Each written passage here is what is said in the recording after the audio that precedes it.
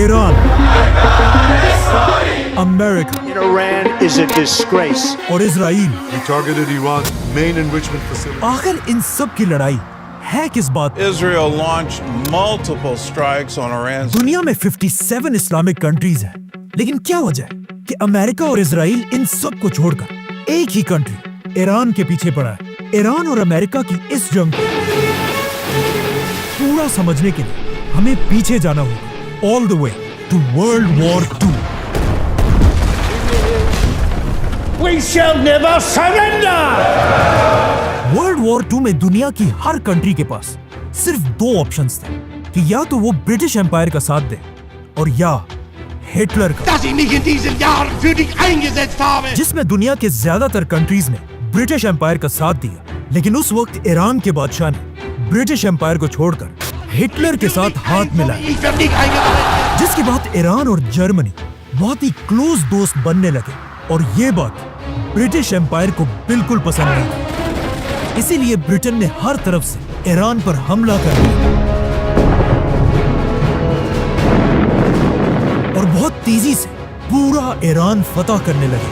یہ دیکھ کر ایران کے بادشاہ نے کچھ ہی دنوں میں برٹش امپائر کے سامنے سرنڈر کر دیا اور ان سے اپنی بادشاہت بچانے کی بھیک مانگنے لگا، جس پر برٹش امپائر نے کہا ٹھیک ہے، لیکن ہماری ایک شرط ہے، تمہیں ایران کے تخت سے ہٹنا ہوگا اور اپنے 22 سال کے جوان بیٹے کو ایران کا نیا بادشاہ بنانا ہوگا، کیونکہ اس کا یہ بیٹا رضا شاہ پہلوی برٹش امپائر کا ایک وفادار پپٹ تھا. ایران کا یہ نیا بادشاہ انگریزوں سے بہت زیادہ انسپائر تھا. وہ چاہتا تھا ایران کے لوگ بھی بالکل ویسٹ کی طرح کپڑے پہنے، انہی کی طرح پارٹیاں کریں اور اپنے سارے ٹریڈیشنز کو بھول جائیں. اسی لیے وہ پہلے دن سے یہ کوشش کر رہا تھا کہ کسی طرح اسلام کو ایران کے لوگوں سے دور کر دیا جائے، جس کی وجہ سے اس نے ایران میں حجاب پہننے پر پابندی لگائی، بہت سارے مدرسوں اور مسجدوں کو بند کر دیا اور ایران کے بڑے بڑے اسلامک اسکالرز کو گرفتار کرنے لگا اور ان کی جگہ میوزک، پارٹیز اور شراب کو پورے ایران میں پھیلانے لگا. یہاں تک ایک ٹائم ایسا آیا کہ ایران میں اتنی شراب بننے لگی کہ ایران جیسا اسلامک ملک دنیا کو شراب ایکسپورٹ کرنے لگا. ایران کے اس بادشاہ کا خیال تھا کہ وہ جو بھی کر رہا ہے بہت ہی اچھا کام کر رہا ہے. I mean to be, as you say, the king of kings. یہاں تک کہ اس نے ایک دن سعودی کے کنگ فیصل کو کہا کہ تم یہ کیا پرانے زمانے میں رہ رہے ہو، تمہیں چاہیے کہ سعودی کو بھی بالکل ویسٹ کی طرح ایک لبرل کنٹری بنا. لیکن سعودی کے کنگ فیصل نے ایسا کرنے سے انکار کر دیا.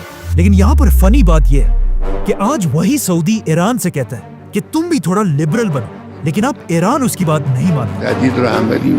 آخر ایران کے بادشاہ نے ایران کو اسلام سے اتنا دور کرنے کی کوشش کی کہ ایران کے سارے بڑے اسلامک اسکالرز اپنے اس بادشاہ کے خلاف ہونے لگے، جس کے بعد ایران کی مسجدوں اور مدرسوں میں یہ اسکالرز بادشاہ کے خلاف سپیچز کرنے لگے، جس میں سب سے بڑے اسکالر کا نام تھا آیت اللہ خمینی.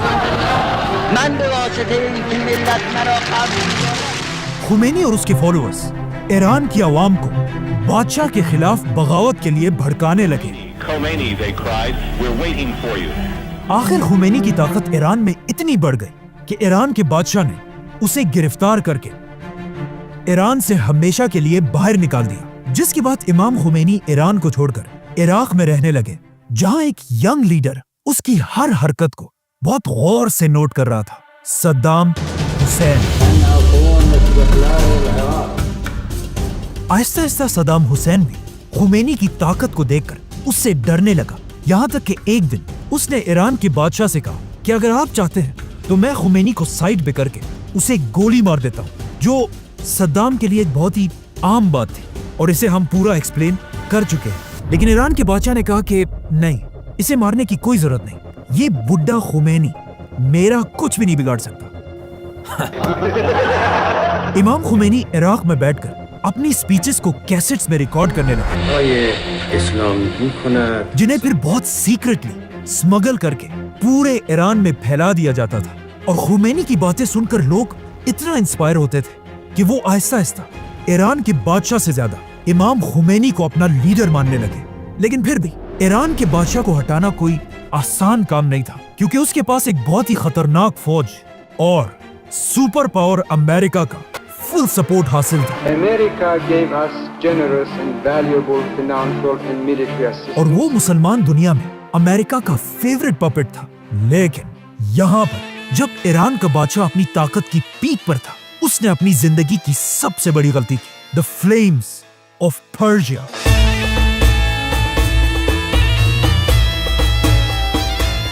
दुनिया की सबसे बड़ी और सबसे महंगी पार्टी مهندسین سفر را بر خود هموار کنید. अचानक एक दिन ईरान के बादशाह ने ऐलान किया द ग्रेट पर्शियन एम्पायर को दोबारा जिंदा करने के लिए ईरान में दुनिया की सबसे बड़ी पार्टी होगी। ये एक ऐसी पार्टी थी जिसमें दुनिया के सारे लीडर्स और बड़े बड़े सेलिब्रिटीज इनवाइट किए जाएंगे।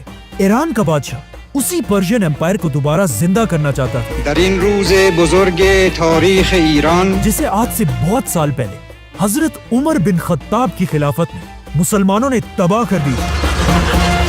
इस पार्टी के लिए ईरान के डेजर्ट के बीच में एक नई सिटी बनाई गई और अपने वीआईपी मेहमानों के लिए ईरान के बादशाह ने 600 लेमोजीन्स मंगवाई, सोने की प्लेट्स में खाना खिलाया, जिसके बाद ईरान के बादशाह ने सबको अपने सामने खड़ा किया और अपने सोने के तख्त पर ऐसे बैठा कि अब वही पर्शियन एम्पायर का नया शहंशाह है।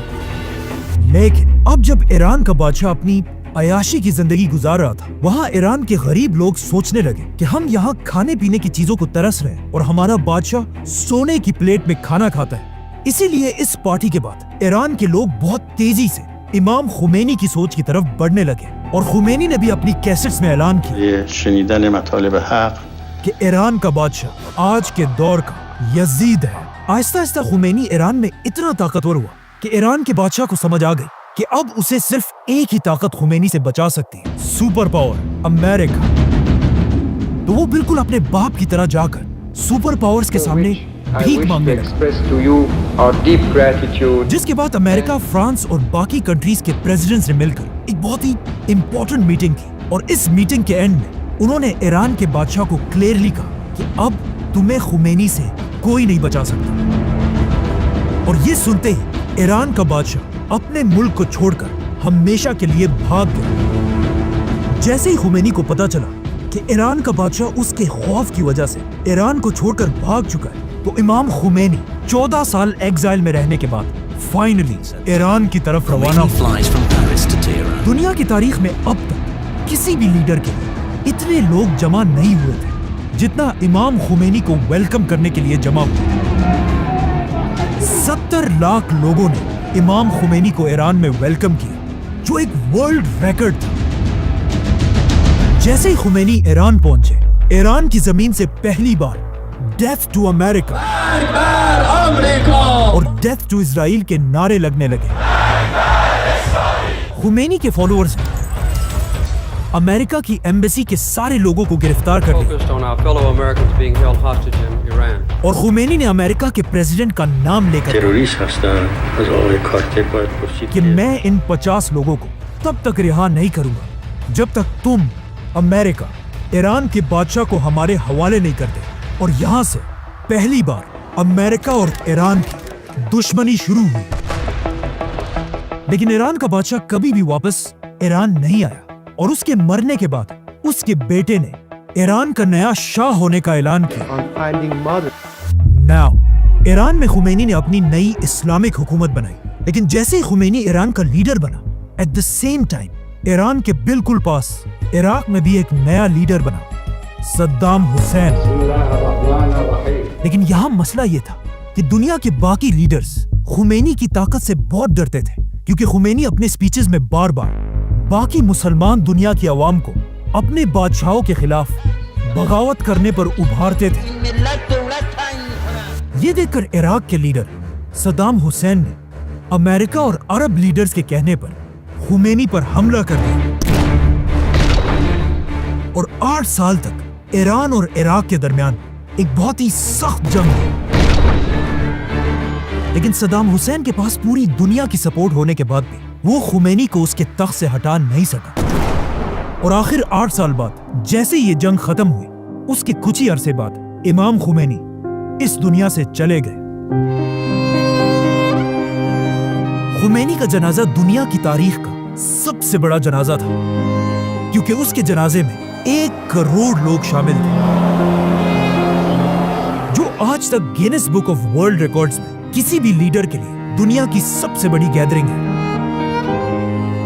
जिसके बाद ईरान के मिनिस्टर्स ने मिलकर खुमैनी के बाद अपना नया लीडर चूज किया, आयतुल्लाह खुमैनी का स्टूडेंट आयतुल्लाह अली खामेनाई, जो आज तक ईरान का सुप्रीम लीडर है। इराक के साथ जंग खत्म होने के बाद ईरान के लीडर्स को समझ आ गई कि अब अमेरिका और इजराइल उनका पीछा कभी नहीं छोड़ेंगे जब तक ईरान के पास अपना खुद का एटम बॉम्ब ना हो। लेकिन अब मसला ये था कि एटम बम बनाना कोई आसान काम नहीं है, ये एक बहुत ही मुश्किल टेक्नोलॉजी है और उस वक्त कोई भी ईरान को ये टेक्नोलॉजी देने के लिए तैयार नहीं था। तो अब ईरान किसी ऐसे मिरेकल का इंतजार कर रहा था कि दुनिया का कोई मुल्क उसकी एटम बॉम्ब बनाने में मदद करे। और अजीब बात यह है कि एग्जैक्टली ऐसा ही हुआ। ईरान के बिल्कुल करीब एक मुल्क, दुनिया की पहली इस्लामिक कंट्री पाकिस्तान ने अपना पहला एटम बॉम्ब बनाया। Pakistan today successfully conducted 5 nuclear tests. Pakistan का एटम बम बनाने के बाद अब्दुल कदीर खान बहुत ही सीक्रेटली ईरान को एटम बम बनाने के लिए सेंट्रीफ्यूज टेक्नोलॉजी भेजने लगा।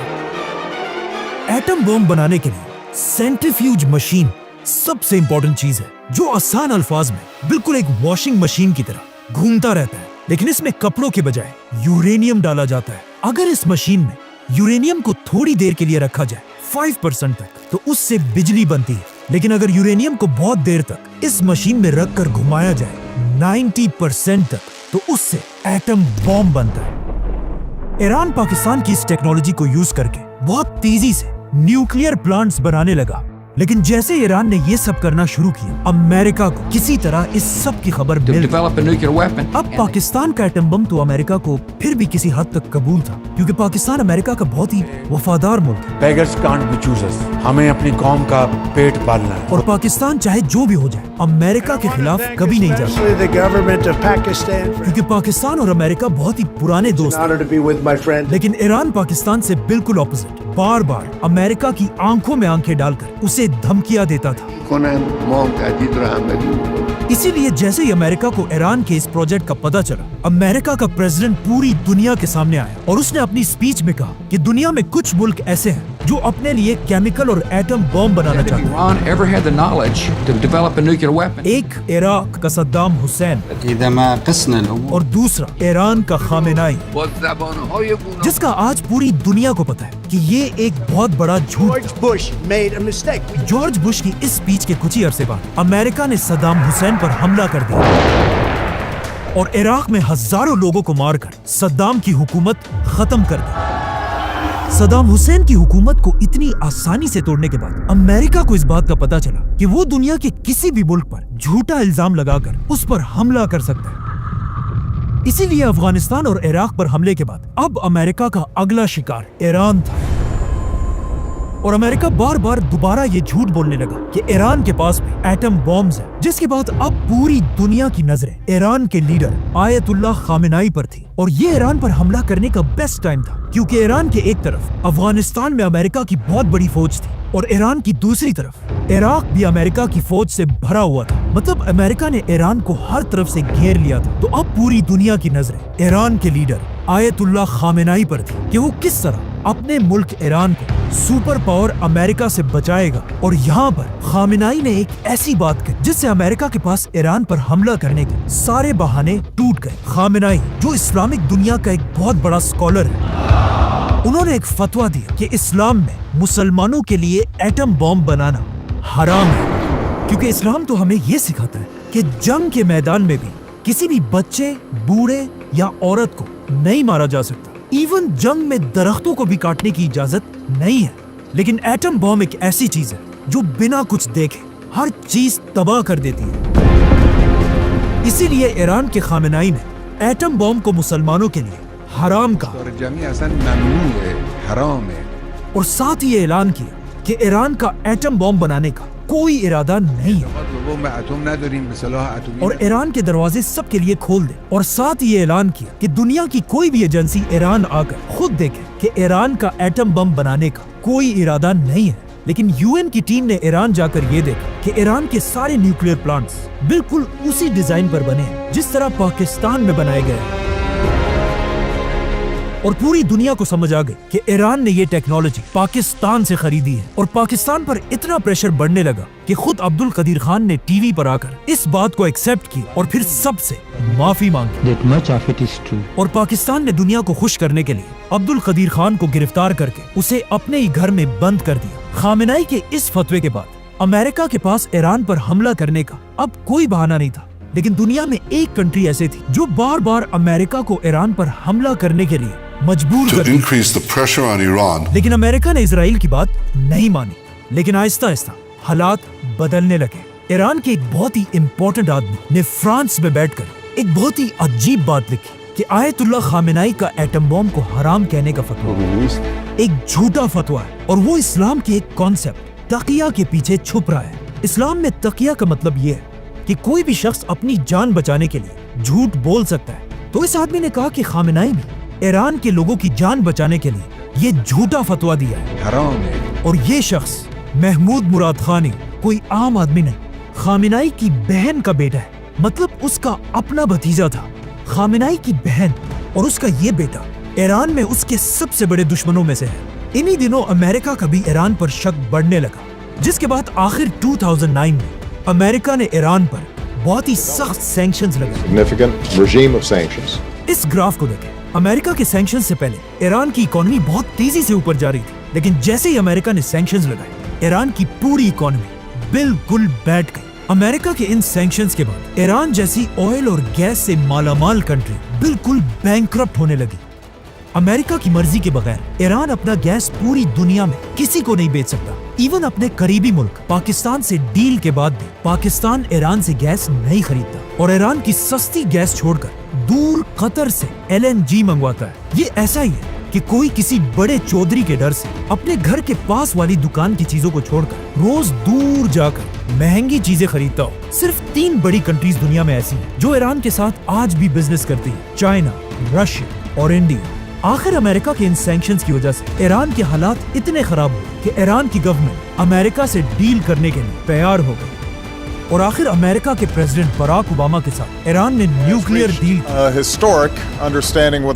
کہ ایران ایٹم بم نہیں بنائے گا، جس کے بدلے میں امریکہ ایران سے سارے سینکشنز ہٹا دے گا اور ایران کی اکانومی دوبارہ سٹرونگ ہو جائے گی، جو دونوں ملکوں کے لیے ایک بہت بڑی کامیابی تھی۔ لیکن پہلے دن سے امریکہ میں ایک شخص ایسا تھا جو اس ڈیل کے سخت خلاف تھا، Donald Trump. I have really nothing better to do. اور ڈونلڈ ٹرمپ اس ڈیل کے اس لیے خلاف تھا کیونکہ امریکہ میں یہودیوں کا ایک بہت بڑا نیٹ ورک ہے جن کے سپورٹ کے بغیر امریکہ میں کوئی کچھ بھی نہیں کر سکتا۔ اسی لیے اپنے پہلے الیکشنز جیتنے کے کچھ ہی عرصے بعد Constitution of the United States. Donald Trump نے ایران سے کی ہوئی ڈیل ختم کر دی۔ United States will withdraw from the Iran nuclear deal. اور ایک بار پھر ایران کی اکانومی کمزور کرنے کے لیے ایران پر سخت سینکشنز لگائے، These are the highest sanctions ever imposed on a country. جس سے ایران کی اکانومی ایک بار پھر تیزی سے گرنے لگی۔ لیکن آف کورس ایران بھی ایران ہے، وہ باقی مسلم دنیا کی طرح ڈر کر خاموش رہنے والا نہیں تھا۔ جیسے ہی ٹرمپ نے ایران پر پابندیاں لگا، ایران نے اپنا نیوکلیئر پروگرام دوبارہ شروع کیا۔ لیکن دوسری طرف ڈونلڈ ٹرمپ کو بھی سب جانتے کہ وہ دنیا میں اپنے علاوہ کسی کی بھی بدماشی برداشت نہیں کرتا۔ Bloody rampage is now. جب ایران نے امریکہ کی آنکھوں میں آنکھیں ڈالی، ڈونلڈ ٹرمپ نے انہیں سبق سکھانے کے لیے اچانک ایک دن ایک میزائل حملے سے ایران کے آرمی چیف قاسم سلیمانی کو اڑا دیا۔ Qasem Soleimani has been killed. یہ ایران اور اس کے عوام کے لیے بہت ہی بے عزتی کی بات تھی کہ کوئی اتنی آسانی سے پوری دنیا کے سامنے ان کے آرمی چیف کو مار دے، جس سے آہستہ آہستہ ایران میں امریکہ کے خلاف غصہ بڑھنے لگا۔ اور جیسے ہی سلیمانی کی موت کے بعد ایران میں نئے الیکشنز ہوئے، ایران کے اگلے الیکشنز میں ایک نیا پریزیڈنٹ آیا، ابراہیم رئیسی، جو ایران کا بہت ہی سخت پریزیڈنٹ تھا اور کسی حال میں بھی امریکہ اور اسرائیل کے سامنے جھکنے کے لیے تیار نہیں تھا۔ ابراہیم رئیسی کے پریزیڈنٹ بنتے ہی ایران کا نیوکلیئر پروگرام دوبارہ بڑھنے لگا، اور اس کے ساتھ ہی صدر بنتے ہی سب کو یہ بات کلیئرلی سمجھا دی کہ ایران اب امریکہ سے کوئی ڈیل نہیں کرے گا، اور اس کے ساتھ ہی انہوں نے اسرائیل کے خلاف لڑنے والے سارے گروپس کو فنڈنگ اور ویپنز بھیجنا شروع کیے، اور انہی کے دور میں اسرائیل اور غزہ کی وار شروع ہوئی۔ لیکن ہم سب کو پتا ہے جب کوئی بھی لیڈر امریکہ اور اسرائیل کے خلاف اتنا اوپنلی بولتا ہے تو اس کے ساتھ کیا ہوتا ہے۔ President Raisi died when their helicopter crashed on Raisi کے جانے کے بعد آج سے 1 سال پہلے ایران میں دوبارہ الیکشنز ہوئے، جس میں ایران کی عوام نے ابراہیم رئیسی سے بالکل اپوزٹ لیڈر چوز کیا، جو ایک بہت ہی سافٹ اور کام انسان ہے، سلام و درود به ملت عزیز و رشید ایران، جس نے پریزیڈنٹ بنتے ہی سب سے پہلے اعلان کیا کہ ہم آج بھی آیت اللہ خامنائی کے اسی فتوے کے ساتھ مضبوطی سے کھڑے ہیں، دستور و فتوای مقام معظم رهبری، اور ایران کبھی بھی ایٹم بم نہیں بنائے گا۔ Nukes, they are not developing nukes. ساتھ ہی انہوں نے یہ بھی کہا کہ ایران امریکہ بلکہ پوری دنیا کے ساتھ ڈیل کرنے کو تیار ہے، از نظر اعتقادی شکی نداریم، جس سے بہت ہی سیکرٹلی آج سے کچھ ہی عرصہ پہلے امریکہ اور ایران کی دوبارہ ڈیل کے لیے میٹنگز ہونے لگی۔ لیکن اسرائیل کبھی بھی یہ نہیں چاہتا کہ امریکہ اور ایران کی آپس میں ڈیل ہو جائے، اور اسرائیل ہر طرح کی کوشش کرنے لگا، جس کے بعد اسرائیل دوبارہ ایران پر جھوٹے الزام لگانے لگا Iran has never given up its quest for nuclear weapons. کہ ایران 1 مہینے کے اندر ایٹم بم بنانے جا رہا ہے، It could be within a few months. جو وہ پچھلے 25 سال سے کر رہا ہے۔ Iran has never given up its quest for nuclear weapons. Who will be the first to achieve nuclear weapons? From there, it's only a few months, possibly a few weeks. Iran could produce a nuclear weapon in a very short time. an initial device within months. یہ کیسا atom bomb ہے جو پچھلے 25 سال سے 1 مہینے میں بننے والا ہے لیکن آج تک نہیں بنا؟ اسرائیل نے ایران پر یہ الزام بھی لگایا کہ ایران بار بار امریکہ کے پریزیڈنٹ ڈونلڈ ٹرمپ کو مارنا چاہتا ہے۔ اسی لیے آج اسرائیل ایران پر حملہ کر کے ایران کے ہر اس شخص کو چن چن کر مار رہا ہے۔ Where at least 8 people have been The killed. top advisor to Iran's supreme leader has died after being جو امریکہ کے ساتھ ڈیل کرنا چاہتے ہیں، اور ان حملوں سے اسرائیل یہی کوشش کر رہا ہے کہ کسی طرح ایران غصے میں آ کر کوئی ایسا غلط قدم اٹھائے جس سے سپر پاور امریکہ ایران پر حملہ کر دے، اور آج سے بہت سال پہلے بننے والی آیت اللہ خمینی کی حکومت ٹوٹ جائے۔ سبسکرائب